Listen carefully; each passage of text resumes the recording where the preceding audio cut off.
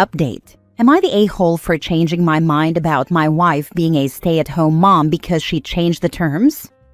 Original post. I, 35 male, have been with my wife Ali, 37 female, for 2 years, married for 1, and we are expecting our first child together in a few months.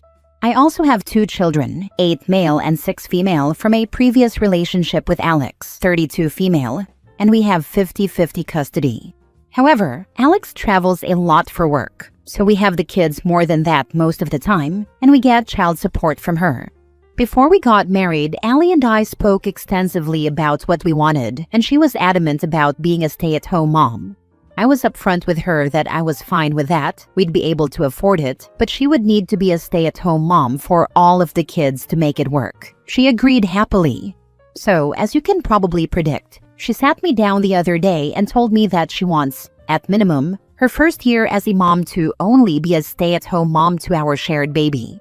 She said after that, she can help out more with the other kids, but wants to protect her first-time motherhood, and said it's her #1 boundary. I told her that would no longer work. I couldn't support a family of 5 on just my salary without help with all of the kids. She said I needed to figure it out and respect her boundaries, but this simply won't be possible. We have family to help for sure, but she's saying she doesn't want to be responsible for the older kids at all for the first year. Also, we want at least 1 more child, and I'm now worried she'll try to extend the year with another baby. She's incredibly hurt and angry, but I don't think it would even be possible to respect her boundaries. So would I be the a-hole for reneging on my promise to let her be a stay-at-home mom?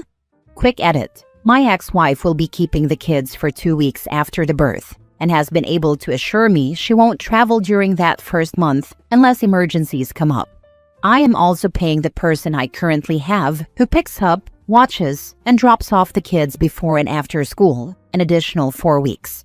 After that, Alex already has them for 6 full weeks, so Ali will have 6 full weeks off from any older kid duties.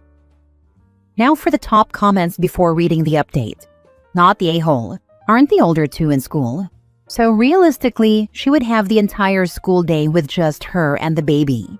She's being ridiculous. She can either enjoy several hours each day alone with her kid and parent her stepchildren after school as agreed, or she can put her baby in daycare and miss out on all those hours while she gets a job. Yes, but they'd need to be taken to and picked up from school or taken to their activities while I'm at work. I currently pay somebody to do this, but with a new baby and without her salary, I won't be able to. She needs to see the math and know that what she wants is not possible. She also needs a dictionary because that's not a boundary. It's a demand. A boundary is not something that can dictate anyone else's behavior. Yes, I have shown her the numbers, but she wants me to make it work. How? She's being unreasonable and at the expense of your older children. I'm angry for you.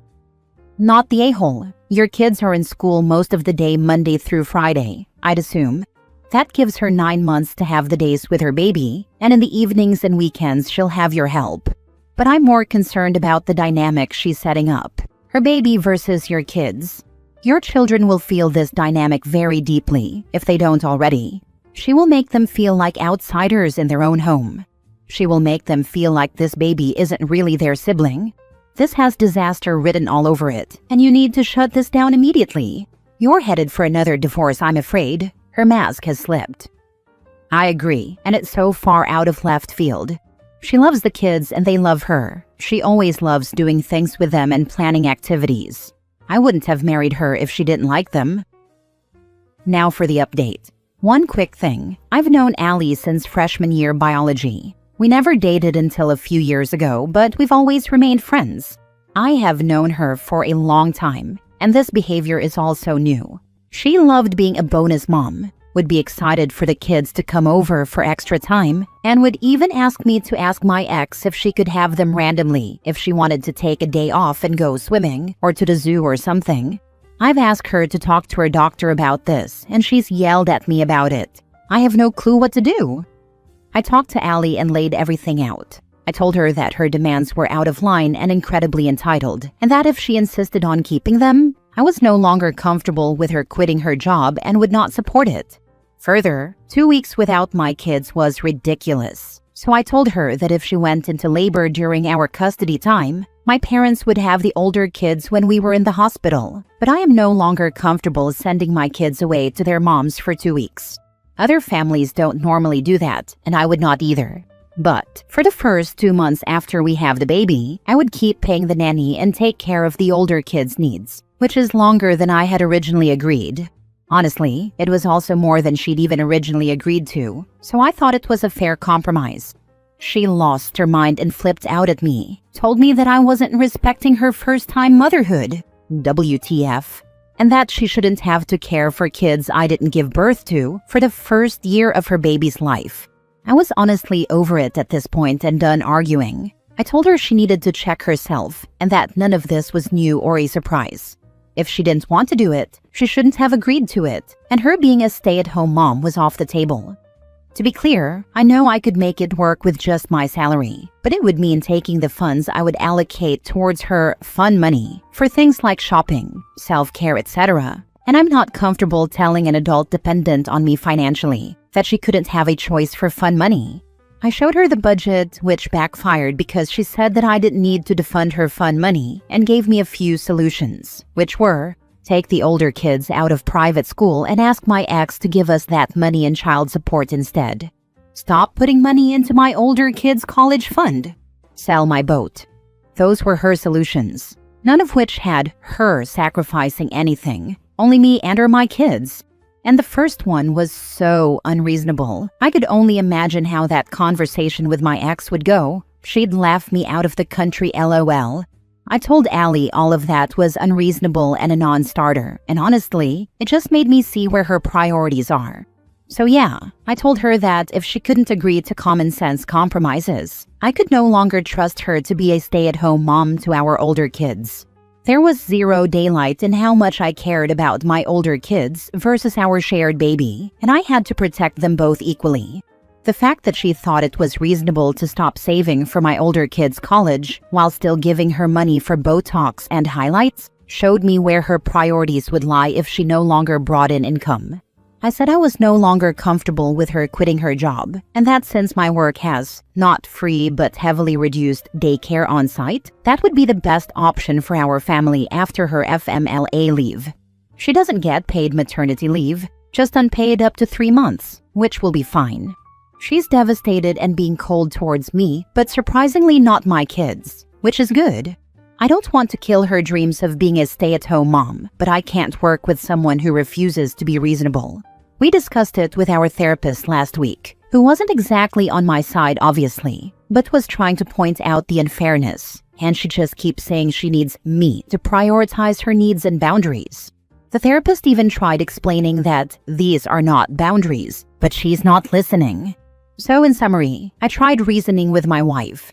She tried convincing me to stop saving for college for the older kids to pay for their nanny, so she could only be a stay-at-home mom to our shared baby, and I told her I no longer thought it would work for her to be a stay-at-home mom. She's devastated, but we're working it out with our therapist, and I'm hoping this is all just hormones.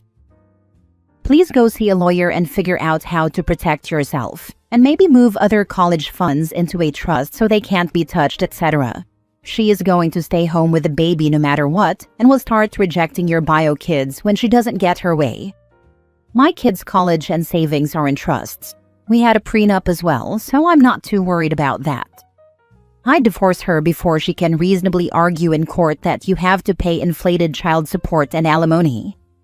Please check in with your older children regularly to ensure that her behavior towards them has not changed when you are not present. That's the thing, she's still wonderful to them. They see a therapist as well, just monthly, since the divorce we wanted to make sure they were okay. And it's like, when they're not around, she's a different person. It's hard to explain how it's such a reversal to people who don't know her, but she was so lovely with them until she got pregnant. Hormones don't excuse this kind of behavior. Have her checked for early onset of PPA or PPD, but don't excuse her selfish words as fleeting due to her pregnancy. She basically boiled it down to wanting you to choose her or your kids, then freaked out when you chose your kids. That is something that shouldn't be forgiven lightly. Her first choice at compromise is to sabotage your kids' educations, At this point, it sounds like you've got yourself a gold digger having a tantrum because she feels entitled to more, no matter who suffers for her greed. She is only 4 months pregnant, so I doubt it's PPD. Next story. Am I the a-hole for being willing to end my marriage because I refuse to uproot my kids from their life to follow my stepkids?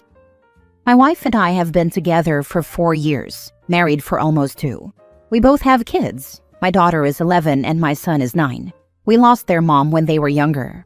My wife had been divorced for many years and shared custody of her 15 and 16-year-olds with her ex, until a few months ago when he was granted permission to move to another state with their kids because their kids wanted to go with their dad. My wife doesn't want to be away from her kids for long periods of time, and she has told me she's moving. She feels like she needs to be near her kids. I support this, but I won't move my kids away from family, friends, and stability to do this. My kids don't want to move either. They heard my wife mention it several weeks ago, and they told me they don't want to leave. They'd miss everyone too much. I already know the life my kids have here is what they need and where they thrive. I explained this to my wife, and she was defeated. She told me we can't make a marriage work if I'm here and she's there, and I said I agree and told her I believe the best way forward would be to divorce. She was upset by this, of course, and we talked and I comforted her. And she asked me if there was anything she could say or do to make me reconsider. I told her I won't move my children, and I would never ask her to be apart from her kids for months at a time. I said we're both committed to the best interests of our individual children, and that means doing what's right for them, even if it's not right for us as a couple. She asked for us to talk it out some more, and we have.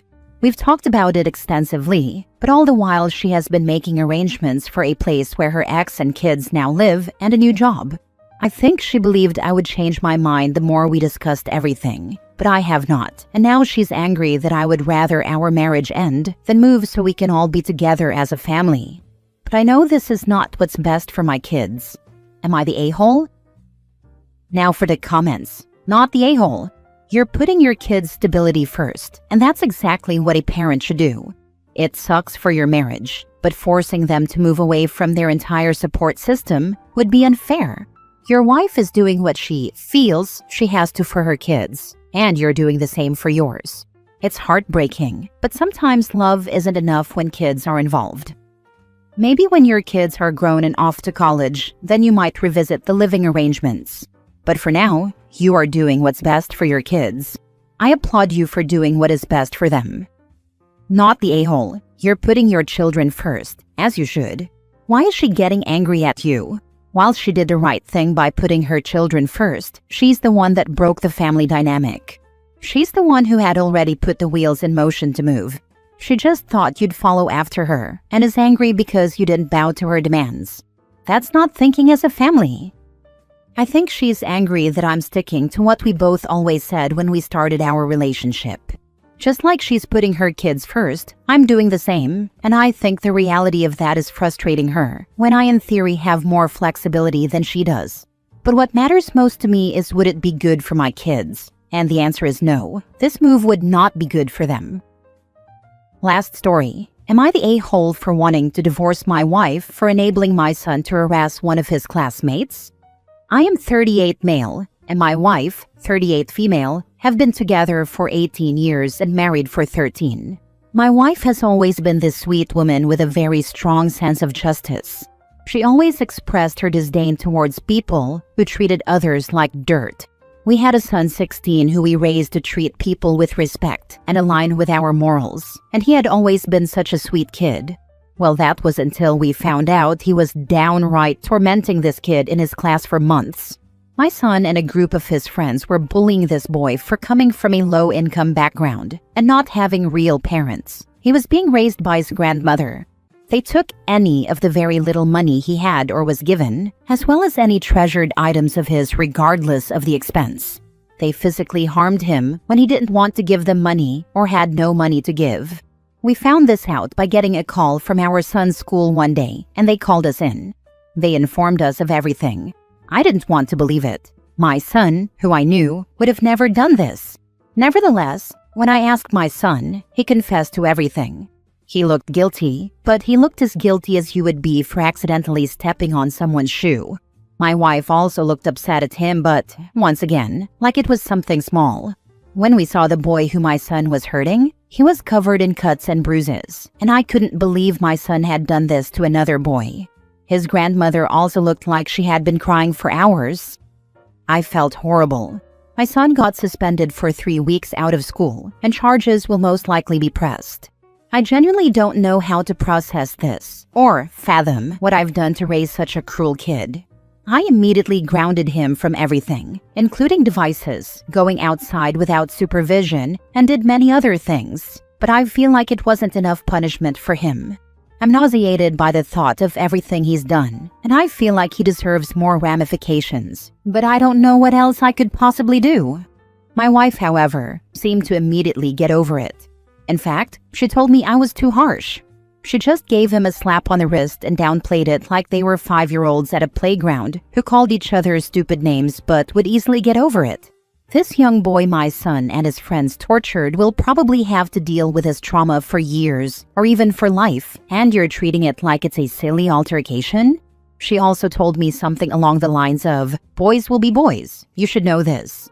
Boys roughhouse and get into conundrums playfully. Boys do not abuse other boys for their background or simply just for fun." I snapped and yelled at her, saying that her treating the situation like this was horrible and she needs to learn basic empathy. That poor boy had to endure the pain and couldn't get attention for his wounds while our son was getting affirmation for inflicting the pain on him. My wife snapped back and said I was overreacting. I told her she wouldn't be acting like this if it was our son in this situation. She just responded by calling me a list of derogatory names that I don't want to repeat.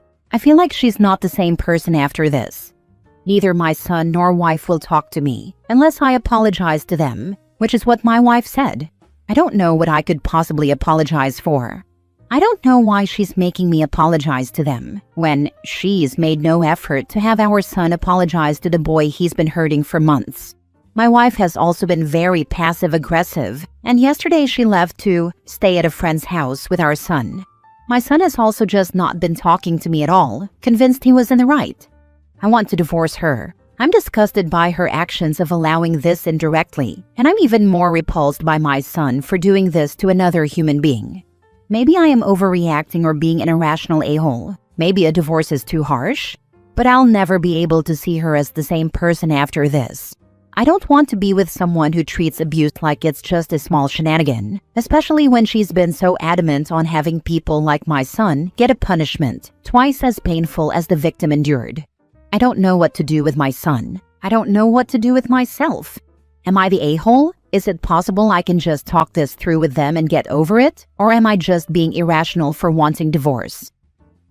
Not the a-hole. However, you married one, and she's raising an even bigger one. My heart hurts for that poor child and his grandmother. Jesus, your wife should never have procreated. Her genes are grade A a-holes. These things also don't just happen out of nowhere. I'd wager OP has subconsciously ignored a lot. This isn't to blame OP, but more if he looks back, he might find answers that'll help him move forward. I'd also bet money that it's a class thing. The son and the mother look down on the boy and his grandmother. So it's okay because they're lower class, so they're not real people. I think this has been going on for a prolonged period of time, and wife has known about it, and now it's escalated to this.